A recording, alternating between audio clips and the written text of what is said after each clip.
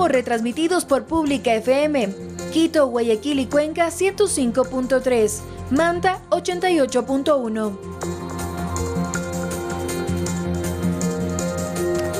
Seguimos con temas. La reforma a la ley minera fue conocida y tratada este miércoles por el Pleno de la Asamblea Nacional.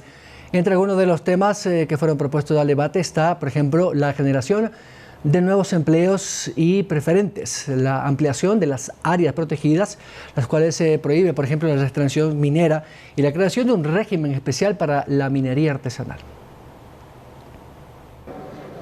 Las reformas a la ley de minería constan de 41 artículos que se resumen en el fortalecimiento de la institución pública en lo que tiene que ver a la capacidad del Estado en la administración y control de la actividad minera e instrumentos tecnológicos. La actividad minera siempre ha estado vinculada históricamente al desarrollo económico, social y cultural de los pueblos, razón por la cual no se puede prescindir de la misma. Según los miembros de la Comisión de Biodiversidad, el país vive una realidad de dos frentes respecto de la actividad minera, por lo que plantean: una figura innovadora es la incorporación de la minería ancestral como estrategia para reconocer y proteger los saberes y tecnologías ancestrales. La propuesta busca un instrumento legal que permita el desarrollo de la actividad sobre la base del cuidado del medio ambiente, pero algunos asambleístas quieren mayor control, por lo que proponen una transitoria en la reforma a la ley. Que en el plazo no mayor a 6 meses después de la publicación de esta reforma, se auditarán todas las concesiones mineras.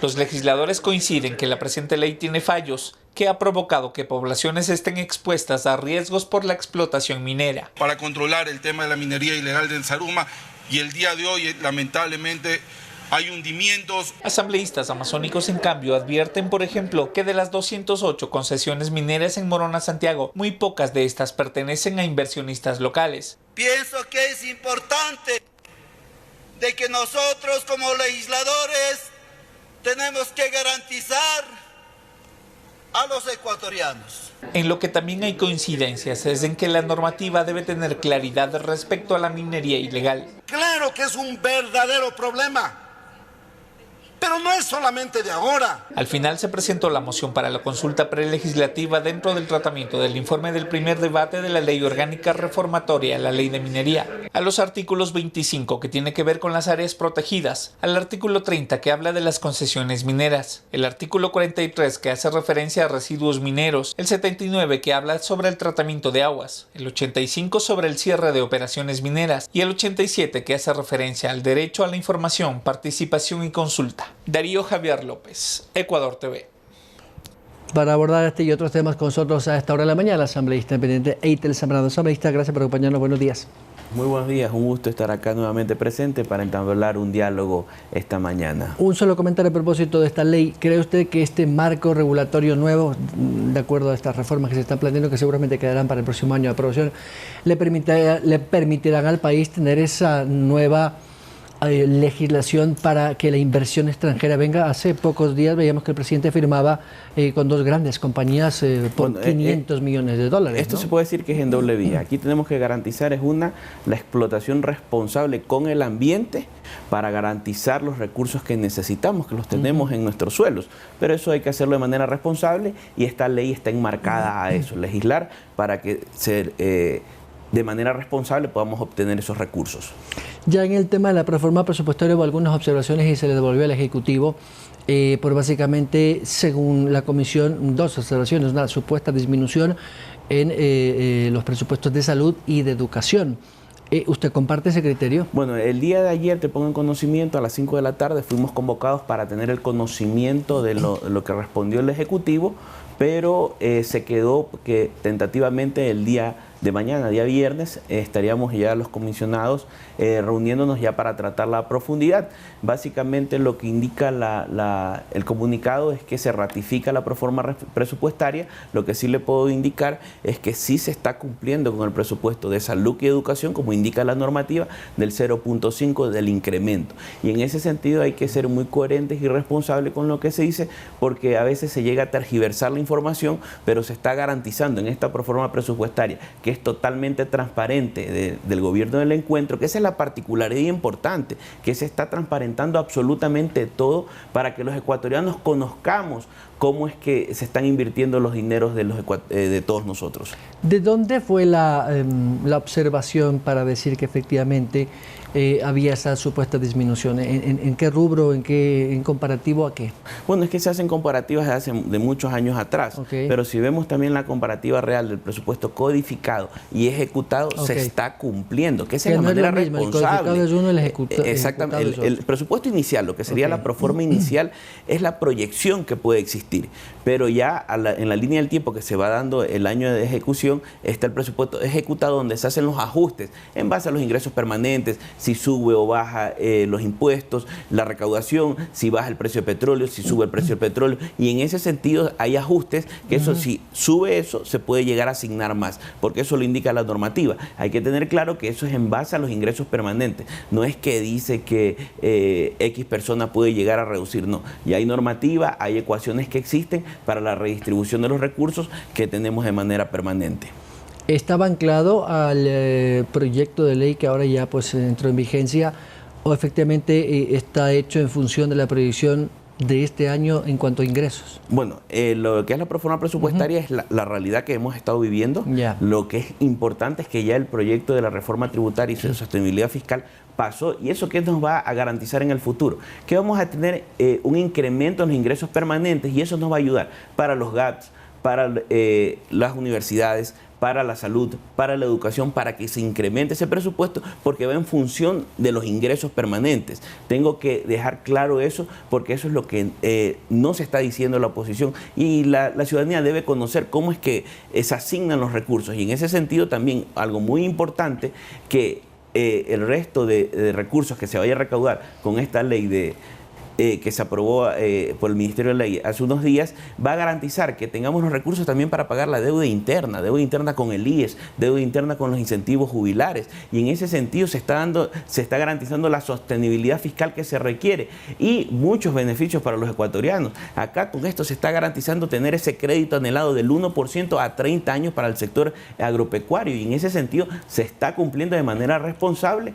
Obviamente la Asamblea no se puso de acuerdo días atrás para esto, pero el objetivo se ha cumplido, que es crear las oportunidades para los ecuatorianos.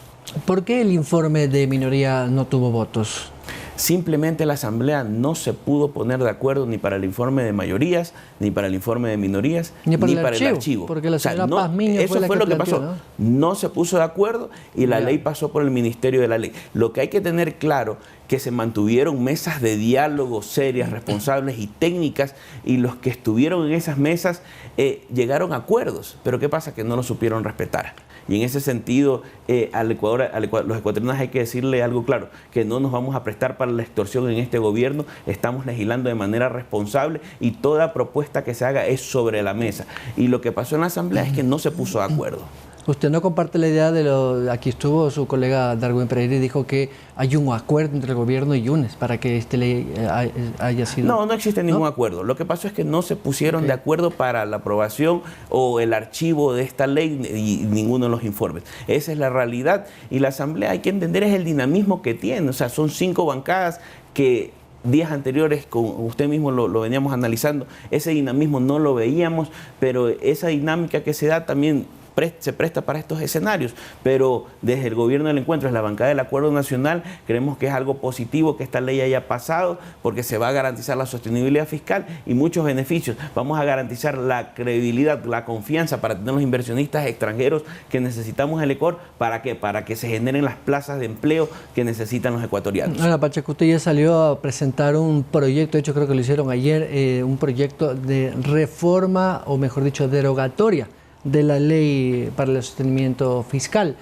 ¿Cree usted que esto va a tener asidero jurídico?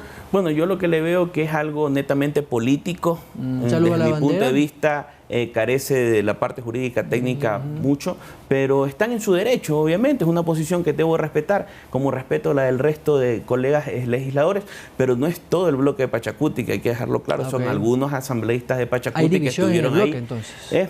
vemos las fotos, vemos los comunicados, vemos que no es de la cuenta oficial, o sea, hay que también tener claro que es una parte del bloque de Pachacutic, y en ese sentido hay que ver qué es lo que están planteando. No conozco en profundidad qué es lo que ellos están diciendo, solo es el discurso político que lo vemos en redes sociales, en algunos medios de comunicación, pero no veo que tenga algo de mayor trascendencia. Hoy se va a debatir el informe de los Pandora Papers. Sí, hoy ¿Cree va a usted ser... que eso tiene una consistencia jurídica más allá de lo político, que sabemos cuál es el mensaje, ¿no? No, sinceramente no veo que eso carece de mucha legitimidad.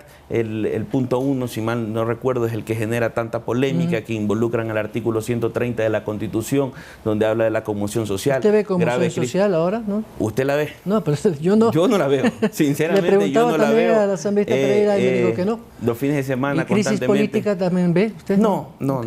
¿Cree usted que los ciudadanos están pendientes de esto? Claro que sí. El Ecuador está pendiente de todo lo que está pasando, porque hay que tener algo muy claro.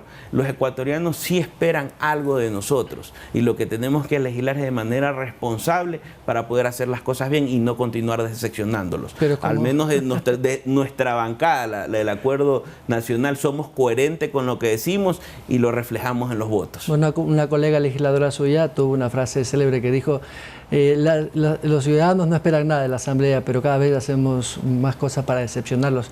A propósito de la votación de Egner yo diría que los ecuatorianos esperan mucho de nosotros. Lo que pasa es que a veces no hacemos que todo funcione para poder cumplir. Es que esos mensajes que dan realmente no hablan bien de la Asamblea. Porque ¿usted cree que el señor Egner Recalde no cometió ninguna infracción al Nosotros en la bancada del Acuerdo Nacional votamos sí, para el tema de la Pero parece institución. que las pruebas no fueron suficientes. Pero ya queda en la voluntad y en el criterio de cada legislador, y también hay que respetarlo en ese sentido. Ya no podemos continuar lanzando dardos, algún tipo de comunicado, porque lo que hemos tratado de recuperar en esta Asamblea Nacional es el respeto hacia los legisladores y lo que tenemos a la interna, porque los debates a veces han salido fuera de contexto, y en ese sentido también tenemos que darle el carácter que se requiere para generar la credibilidad y confianza que necesita la Asamblea Nacional. Veamos qué dice la opinión pública cuando se consulte. Porque claro, efectivamente sí hay un descrédito, definitivamente. No, de que existe, pero al menos estamos los buenos legisladores, los de la bancada del Acuerdo Nacional, que son coherentes con los que dicen y apoyan lo que necesita el país en este sentido, y eso se refleja en los votos.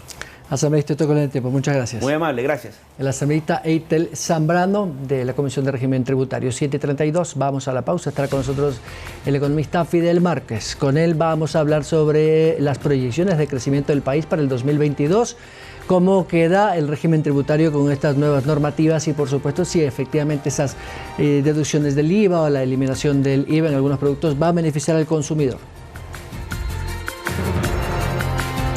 Síguenos en nuestras redes sociales, Facebook, Instagram y Twitter.